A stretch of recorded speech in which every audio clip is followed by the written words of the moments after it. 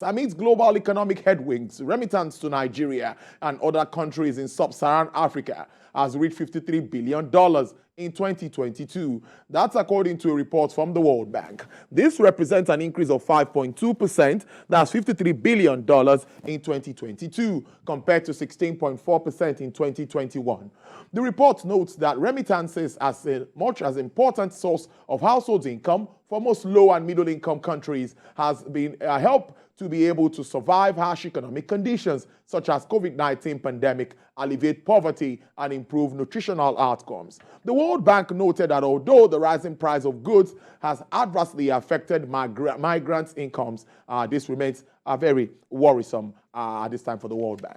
The International Air Transport Association has disclosed that foreign airlines funds trapped in Nigeria has risen to $550 million. The chairman Aviation Committee of the House of Representatives, Mr. Nolim Naji, and Vice President for Africa and Middle East IATA, Mr. Kamil Alawadi, said the total trapped funds of airlines in Africa stands at $1.1 billion US.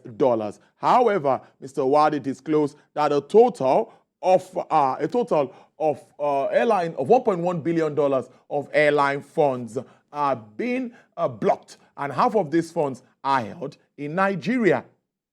He also noted that interventions by the Ministry of Aviation, Minister of Aviation, Mr. Adi Sirika, and of course the CBN Governor, Mr. Godwin Emefiele, and representatives of IATA to discuss the way forward led to the gradual liquidation of the backlog of the trapped funds. Mr. Naji appealed to IATA to prevail on its member airlines to show understanding as the various organs of government were making efforts to ensure that their ticket proceeds are duly remitted. Nigeria's crude oil production has hit 1.6 million barrels per day in 1 month. Chief Upstream Investment Officer of the NNPC Upstream Investment Management Services, Mr. Bati Wunti, disclosed this at the 11th Practical Nigerian Content Forum in Uyo, Akwa Ibom State capital. Mr. Wunti maintains that the output increase was as a result of government's rectangular approach to the fight against crude oil theft. He explains further that all hands are on deck to fight against oil theft. The Navy, the police, industry players, and all, the community, host community and all are involved.